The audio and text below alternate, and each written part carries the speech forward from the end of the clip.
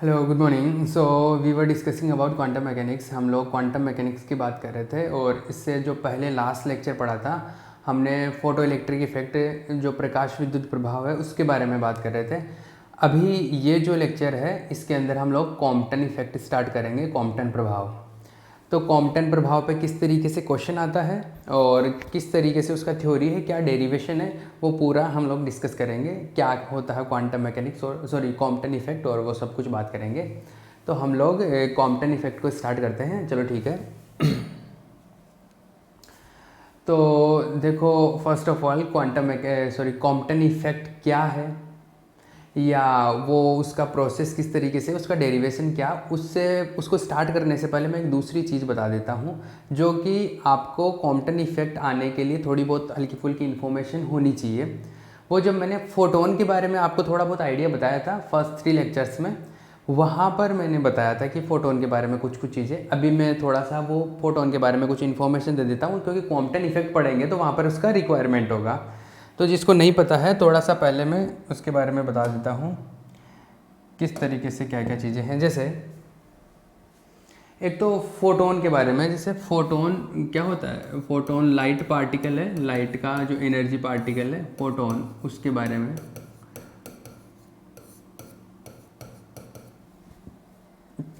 कि हम लोग जो क्वांटम मैकेनिक्स है उसके अंदर ये बोलते हैं कि जो प्रकाश है, लाइट है, वो क्या होता है, पार्टिकल नेचर का होता है, कण प्रकृति का होता है। उस कण को हम लोग फोटोन बोलते हैं, उस पार्टिकल को।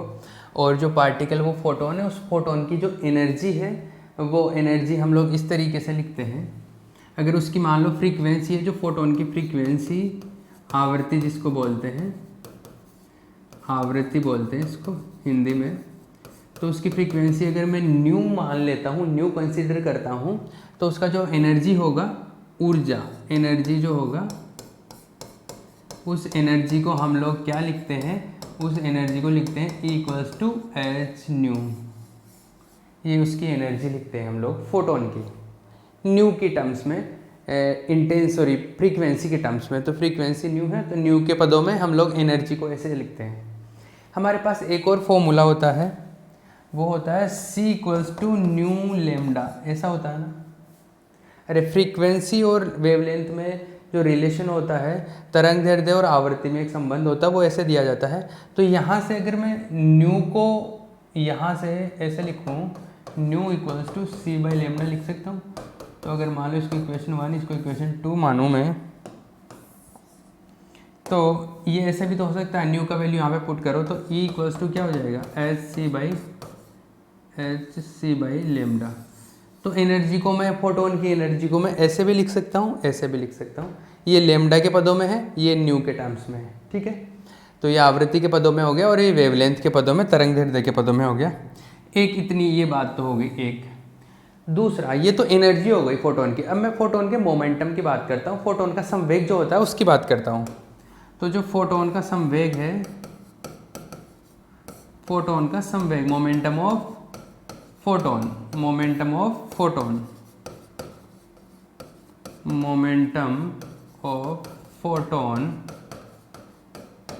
इसको P से रिप्रेजेंट करते हैं और ये होता है H बाई लेमडा, ऐसे लिखते हैं इसको H बाई लेमडा। ये फोटोन का मोमेंटम होता है, फोटोन का संवेग होता है। जैसे नॉर्मल पार्टिकल होता है ना, जैसे m मास है किसी का, तो उसको तो हम लोग मोमेंटम को, संवेग को ऐसे लिखते हैं ना, m इंटू वी।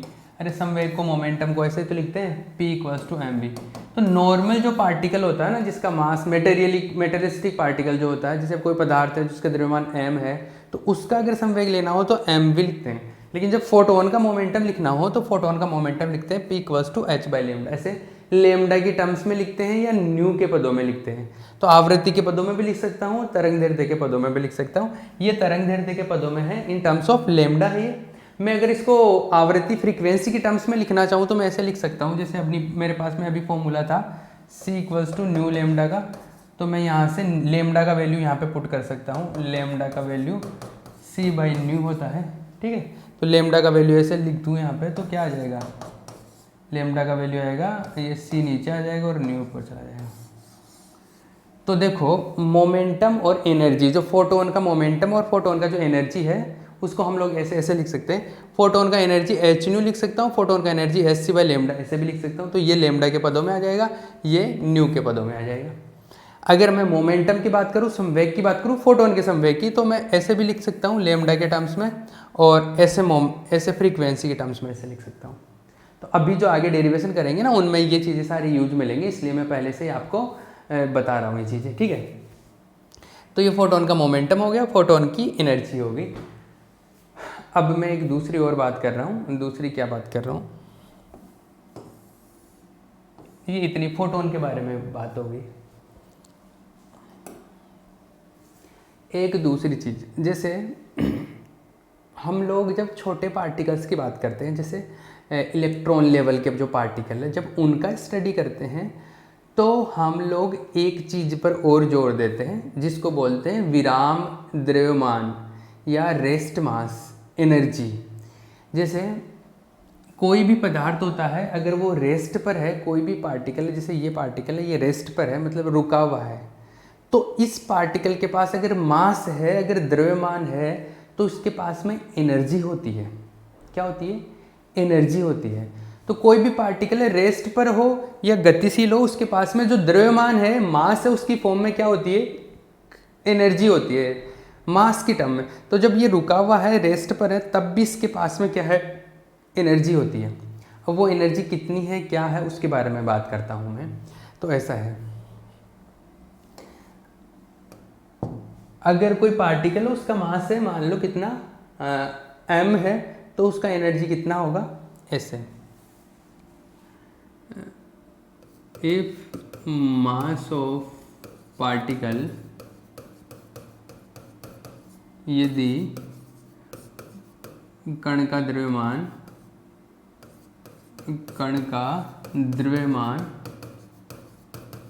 कितना है? m है, तो उसकी एनर्जी कितनी होगी? वो होगी E=mc²। ये आइंस्टीन ने बताया था भैया कि एनर्जी को मास के टर्म्स में ऐसे लिख सकते हैं। ये टोटल एनर्जी है उसकी, एक तरीके से। कौन सी एनर्जी है? टोटल एनर्जी है। उसमें काइनेटिक एनर्जी भी आ जाती है। पोटेंशियल एनर्जी को जनरली यहाँ पर इंट्रोड्यूस नहीं करते हैं। इसके अंदर काइनेटिक एनर्जी भी आ जाती है, और इसके अंदर रेस्ट मास एनर्जी, जिसको विराम द्रव्यमान ऊर्जा बोलते हैं, वो भी होती है। तो अगर किसी पार्टिकल का मास m है, तो उसकी जो टोटल एनर्जी होगी, पोटेंशियल एनर्जी की बात नहीं कर रहा, पोटेंशियल एनर्जी को तो यहाँ पर हम लोग कंसिडर नहीं करेंगे, मतलब वहाँ पे पोटेंशियल एनर्जी को डिस्कस नहीं करेंगे। तो इसकी जो टोटल एनर्जी होगी, एक्सेप्ट पोटेंशियल एनर्जी, स्थितिज ऊर्जा के अलावा, वो होगी ये E बराबर mc² होती है उसकी टोटल एनर्जी, ठीक है। अगर मान लो पार्टिकल रुका हुआ है, अगर पार्टिकल रुका हुआ है, रेस्ट पर है, मतलब विराम अवस्था में है, तो उसकी जो एनर्जी होती है, वो एनर्जी क्या होगी? अगर विराम अवस्था में हो तो उसका विराम द्रव्यमान की बात करूंगा, क्योंकि उसके पास में जो मास होता है, रेस्ट अवस्था में जो मास होता है, उसको बोलते हैं m0। रेस्ट कंडीशन में जो मास है, विराम अवस्था में जो द्रव्यमान है, उसको m0 बोलते हैं। तो इस टाइम पर जो उसकी टोटल एनर्जी होगी, वो क्या होगी? E=m0c², क्योंकि जितना मास है उसके हिसाब से उसकी एनर्जी m0 को c² से मल्टीप्लाई कर दूंगा, तो ये इसकी क्या आ गई? Total energy. तो जब रुका हुआ है तो काइनेटिक एनर्जी तो वैसे ही जीरो है, स्थिति गतिज ऊर्जा तो वैसे ही जीरो है, तो उसकी जो टोटल एनर्जी होगी वो क्या है? एक तरीके से जो विराम अवस्था की जो ऊर्जा है, रुके हुए अवस्था में जो द्रव्यमान के फॉर्म में है, केवल वो आएगी, ठीक है। तो कोई भी पार्टिकल, उसका मास जितना भी दिया हुआ है, तो उसकी जो टोटल एनर्जी की बात करूँ तो उसको c² से मल्टीप्लाई कर देते हैं, उसकी टोटल एनर्जी आ जाती है। क्लियर है? ये बात यहाँ पर एक तो ये इसके बारे में हो गया, एक ये फोटोन के बारे में हल्की फुल्की इन्फॉर्मेशन हमने पढ़ ली है। अब मैं स्टार्ट करूँगा कॉम्पटन इफेक्ट। ये जो सारी इन्फॉर्मेशन बताई है, ये इसलिए बताइए ताकि कॉम्पटन इफेक्ट को हम लोग अच्छे से समझ सके, ठीक है ना। अभी कॉम्पटन इफेक्ट स्टार्ट कर रहा हूँ मैं। तो हम लोग कॉम्पटन इफेक्ट के बारे में बात करते हैं।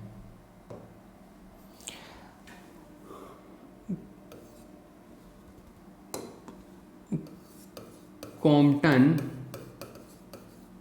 इफेक्ट, कॉम्पटन प्रभाव।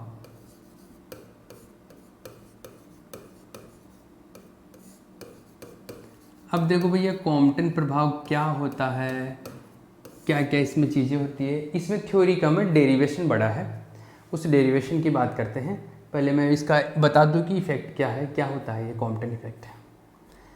देखो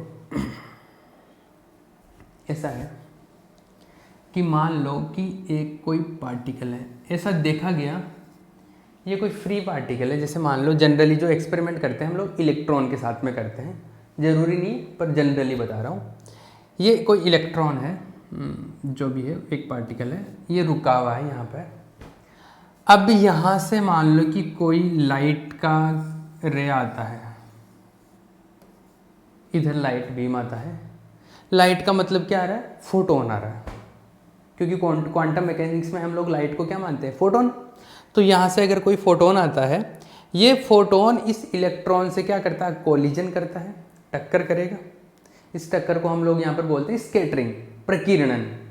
तो यहाँ से ये इलेक्ट्रॉन यहाँ से क्या करेगा, इससे इसके साथ में इंटरेक्शन होगा, यहाँ पर इसके साथ में अंतरक्रिया होगी, क्योंकि फोटोन आ रहा है इधर से, फोटोन आ रहा है ना, प्रकाश आ रहा है, लाइट आ रही है भैया, इसके अंदर क्या फोटोन्स ही तो है। तो फोटोन आया, इसके साथ में कोलिजन किया, टक्कर किया, और क्या हुआ, ऐसा देखा गया कि जैसे ये फोटोन है, तो फोटोन आ रहा तो उसकी कुछ ना कुछ फ्रीक्वेंसी होगी। तो मान लो इसकी फ्रीक्वेंसी थी न्यू, ठीक है, और इसकी फ्रीक्वेंसी है तो कोई लेमडा भी होगा। तो मान लो इसका लेमडा था कितना, लेमडा ये था वेवलेंथ, तो इसका तरंगदैर्ध्य लेमडा था और इसकी जो आवृत्ति थी वो न्यू थी, ठीक है। इसकी जो एनर्जी होगी, एनर्जी कुछ ना कुछ थी, इसकी एनर्जी मान लो ई एनर्जी थी इसके पास में जब आया, ये थी, और एनर्जी को मैं ऐसे लिख देता हूँ एच न्यू के बराबर इसकी क्या थी, एनर्जी थी। अब जब ये फोटोन आ रहा है तो जैसे इसके साथ में टक्कर करेगा, टक्कर के बाद में क्या होता है, टक्कर के बाद में इस फोटोन की जो एनर्जी है वो कम हो जाएगी। कम क्यों हो जाएगी, क्योंकि थोड़ी एनर्जी इलेक्ट्रॉन के पास चली जाएगी। तो थोड़ी एनर्जी तो इसकी कम हो जाती है। अब एनर्जी कम हो गई तो आवृत्ति भी क्या हो जाएगी, कम हो जाएगी, क्योंकि एनर्जी आवृत्ति के समानुपाती होती है। तो एनर्जी रिड्यूस हो गई तो इसकी फ्रीक्वेंसी भी क्या हो जाएगी, रिड्यूस हो जाएगी, तो फ्रीक्वेंसी भी रिड्यूस हो जाएगी। लेकिन वेवलेंथ जो होता है वो उल्टा होता है, तो एनर्जी कम हो जाएगी, फ्रीक्वेंसी भी कम हो जाएगी, लेकिन वेवलेंथ क्या हो जाएगा, इंक्रीज हो जाएगा। तो ऊर्जा कम हो जाती है, आवृत्ति कम हो जाती है, और तरंगदैर्ध्य क्या हो जाता है, बढ़ जाता है।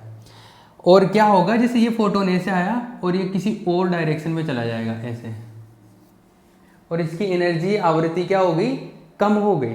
तो इसकी एनर्जी भी कम हो गई, आवृत्ति भी कम हो गई, और वेवलेंथ बढ़ गया, ऐसा इधर चला गया ये। और इलेक्ट्रॉन के पास में भी एनर्जी आ गई, तो इलेक्ट्रॉन मान लो इधर चला गया, इधर आ गया इलेक्ट्रॉन, और इधर क्या आ गया, फोटोन आ गया। मान लो कि ये जो लाइन है, जो ये सीधी लाइन है, इससे ये फोटोन जो एंगल बना रहा है, ये मान लो मैं फाई मान लेता हूँ, और ये जो एंगल इलेक्ट्रॉन जो एंगल बनाते हुए निकला है, इसको बोल देता हूँ थीटा।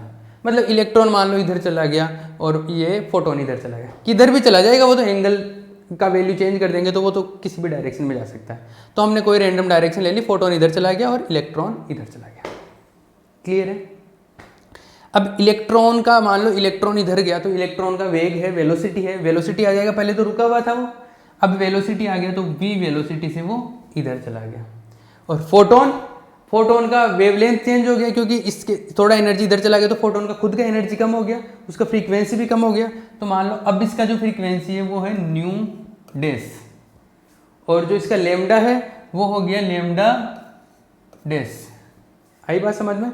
तो इसका फ्रीक्वेंसी होगा न्यू डेस, और इसका जो तरंगदैर्ध्य है वो हो गया लेमडा डेस। क्लियर है। अब इसकी एनर्जी जो होगी, इसकी एनर्जी आएगी E equals to h nu dash, क्योंकि अलग हो गया ना। ये चीज़ जो होती है ये पूरा इफेक्ट है, मतलब एक कोई लाइट बीम आई और वो किसी फ्री पार्टिकल से, मुक्त कण से टकराती है, तो उस मुक्त कण से टकराने के बाद में जो वो लाइट आई, उसका जो फोटोन है उसकी आवृत्ति में कमी हो जाती है, उसकी फ्रीक्वेंसी रेड्यूस हो जाती है। तो इस घटना को, इस फिनोमिनन को क्या बोलते हैं, कॉम्पटन इफेक्ट बोलते हैं, कॉम्पटन प्रभाव बोलते हैं। आई बात समझ। अरे क्लियर है। तो लिखो भैया, क्या लिखना है, कॉम्पटन इफेक्ट का डेफिनेशन लिखना है साइड में, फिर उसके बाद में डायग्राम बना लेना आप। तो पहले डेफिनेशन लिखो, पहले इंग्लिश मीडियम वाले लिख लो। when a light beam interacts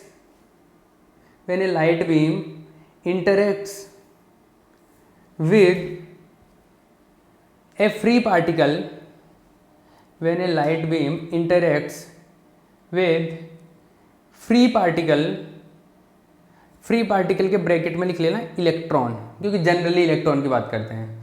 तो when a light beam interacts with electron, then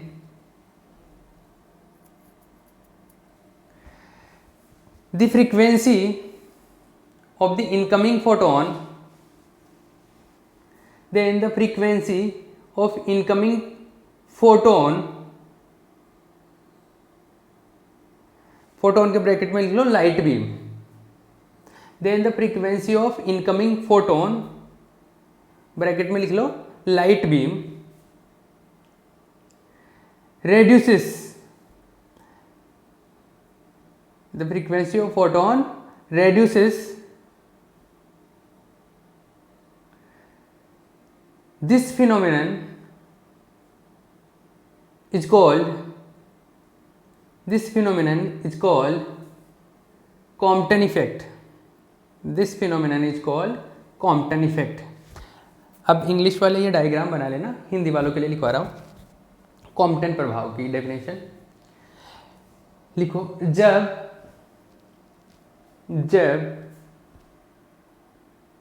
कोई प्रकाश किरण ब्रैकेट में लिख लो, प्रकाश किरण के ब्रैकेट में लिख लो,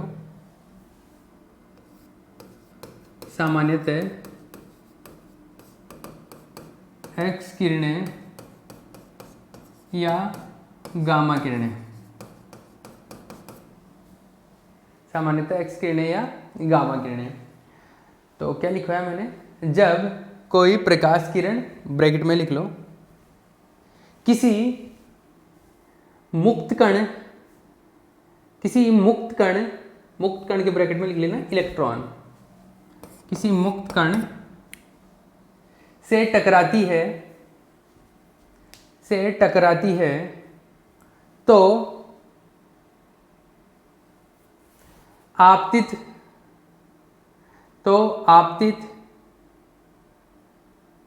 प्रकाश किरण के फोटोन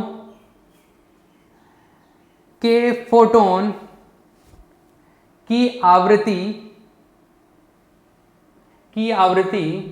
में कमी होती है, इस घटना को कॉम्पटन प्रभाव कहते हैं। चमक रहा ना? ठीक है भैया। जनरली यहाँ पर जो लाइट आ रही है, आप भी ये डायग्राम बना लेना, हिंदी मीडियम वाले भी दोनों बना लेना। अगर किसी को टाइम ज़्यादा लग रहा है तो पॉज करके डायग्राम बना लेना, फिर वापस चालू कर लेना इसको। हाँ जी, तो मैं बता रहा था क्या कि इधर से जैसे लाइट आ रही है, तो लाइट तो कोई सी भी हो सकती है, रेड कलर का, दृश्य प्रकाश, इंफ्रारेड, कैसा भी हो सकता है। लेकिन हम लोग जनरली ये जो एक्सपेरिमेंट देखा जाता है वो एक्स किरणों के, एक्स रेज के साथ में और गामा रेज के साथ में देखने को मिलता है, क्योंकि इनके पास में एनर्जी, एक्स किरणों की और गामा रेज की एनर्जी काफ़ी ज़्यादा होती है, तो यहाँ पर ईजिली ये देखने को मिलता है। तो जब एक्स किरणें या गामा किरणें यहाँ पर आती हैं तो इलेक्ट्रॉन से टकराती है, कुछ एनर्जी इलेक्ट्रॉन को दे देती है और बाकी की एनर्जी, वो जो इलेक्ट्रॉन, जो फोटोन की जो एनर्जी है वो कम हो जाती है थोड़ी बहुत। तो फोटोन इधर नया, एक तरीके से नया फोटोन ही बन गया, क्योंकि नया लैम्डा आ गया, नया फ्रीक्वेंसी हो गया। या आप ऐसे बोल सकते हो वो जो फोटोन आया था उसकी फ्रीक्वेंसी रिड्यूस हो गई, आवृत्ति कमी हो गई, और जो उसका लैम्डा था वो बढ़ गया। ठीक है, ये सारी चीज़ें हो गई। अब ये जो लैम्डा में जो चेंज होता है ना, लैम्डा में जो परिवर्तन होता है, इसको बोलते हैं क्या? Compton shift. अरे जो तरंग दैर्ध्य में जो परिवर्तन होता है उसको बोलते हैं कॉम्पटन विस्थापन। अब वो जो लैम्डा में कितना चेंज हो रहा है उसको हम लोग कैलकुलेट करेंगे। आई बात समझ में? तो यहाँ पर लिखो, ये तो होएगी इतनी बात। अब इसका मैथमेटिकल डेरिवेशन की बात करेंगे। तो तो मैथमेटिकल डेरिवेशन से पहले मैं यहाँ पर एक डेफिनेशन और लिखवा देता हूँ कॉम्पटन शिफ्ट की। कॉम्पटन शिफ्ट, कॉम्पटन विस्थापन बोलते हैं इसको, कॉम्पटन शिफ्ट।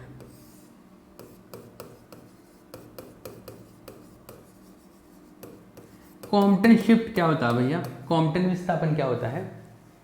देखो, जो लेमडा में परिवर्तन हो गया, वो जो टोटल परिवर्तन है उसी को तो क्या बोलेंगे? कॉम्पटन विस्थापन बोलते हैं। तो लिखो यहाँ पर डेफिनेशन लिख लो। कॉम्पटन प्रभाव के कारण, कॉम्पटन प्रभाव के कारण फोटोन की तरंग दैर्ध्य में होने वाला परिवर्तन, कॉम्पटन प्रभाव के कारण फोटोन की तरंग दैर्ध्य में होने वाले परिवर्तन या होने वाला परिवर्तन कॉम्पटन विस्थापन कहलाता है। फोटोन की तरंग दैर्ध्य में होने वाला परिवर्तन कॉम्पटन विस्थापन कहलाता है। इंग्लिश वाले लिख लो। The change in wavelength of photon, the change in wavelength of photon due to, the change in wavelength of photon due to Compton effect is known as Compton shift, is known as Compton shift। Clear है? ठीक है भैया, ये यहाँ तक की बातें हो गई। तो अब मैं क्या बात करूँगा कि वो कॉम्पटन शिफ्ट कितना हुआ है वो मुझे कैलकुलेट करना है, कि कॉम्पटन विस्थापन जो हुआ है ना वो कैलकुलेट करना है। तो मान लो कि इनिशियल जो है उसका वेवलेंथ है, जो प्रारंभिक क्या बोलते हैं उसको, तरंग दैर्ध्य, प्रारंभिक तरंग दैर्ध्य कितना था? लैम्डा था। और जो बाद में हो गया टक्कर के बाद में, स्कैटरिंग के बाद में, प्रकीर्णन के बाद में जो हो गया उसको मैं फाइनल बोल रहा हूँ, फाइनल वेवलेंथ, अंतिम तरंग दैर्ध्य। ये जो था ये क्या हो गया? Lambda dash. तो जो परिवर्तन आ गया, जो चेंज हुआ लैम्डा में, उसको क्या बोलते हैं? कॉम्पटन शिफ्ट, कॉम्पटन विस्थापन। तो कॉम्पटन विस्थापन क्या हुआ? कॉम्पटन विस्थापन जो हुआ वो हो गया लैम्डा डैश माइनस लैम्डा, क्योंकि बाद में जो तरंग दैर्ध्य का वैल्यू है वो तो बढ़ जाता है ना, आवृत्ति कम हो जाती है तो तरंग दैर्ध्य बढ़ जाता है, ऐसा होता है। तो वेवलेंथ तो क्या हो जाएगा? इंक्रीज हो जाएगा और फ्रीक्वेंसी डिक्रीज हो जाएगा। तो फ्रीक्वेंसी बाद वाला ज़्यादा होगा, तो बाद वाले में से मैं पहले वाला माइनस कर देता हूँ। तो ये जो टोटल आया ये क्या है? कॉम्पटन शिफ्ट है आपका, ये कॉम्पटन शिफ्ट है। आगे बात समझ? ये कॉम्पटन शिफ्ट आ गया। अब मैं इसका फॉर्मूला कैलकुलेट करूँगा, इसका फॉर्मूला निकाल के लाऊंगा। अभी अपने पास में टाइम है थोड़ा, ठीक है। अभी कॉम्पटन शिफ्ट के लिए डेरिवेशन स्टार्ट करते हैं।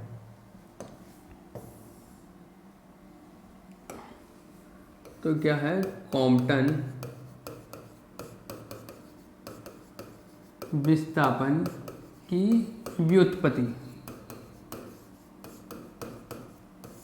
Derivation for Compton shift. Compton shift के लिए क्या है?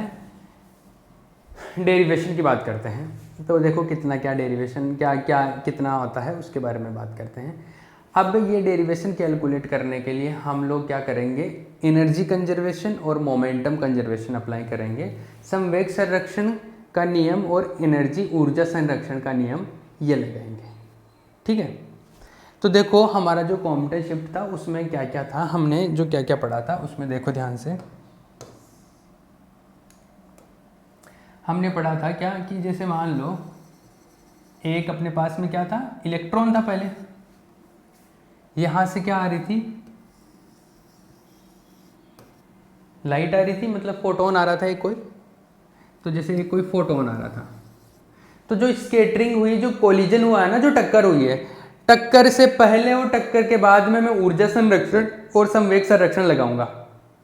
तो टक्कर से पहले टोटल ऊर्जा, वो टोटल संवेग, और टक्कर के बाद में जो टोटल एनर्जी और टोटल मोमेंटम है वो हम लोग क्या करते हैं, बराबर करते हैं। एनर्जी कंजर्वेशन, ऊर्जा संरक्षण का मतलब क्या, टक्कर से पहले टोटल ऊर्जा, टक्कर के बाद में टोटल ऊर्जा क्या होगी, बराबर होगा।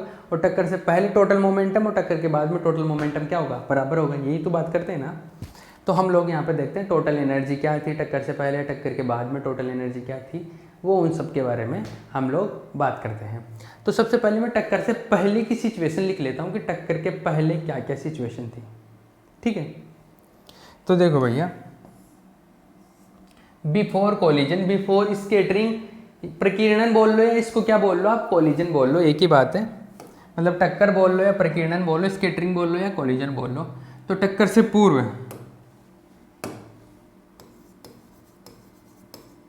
Before the collision, before scattering या कोलिजन,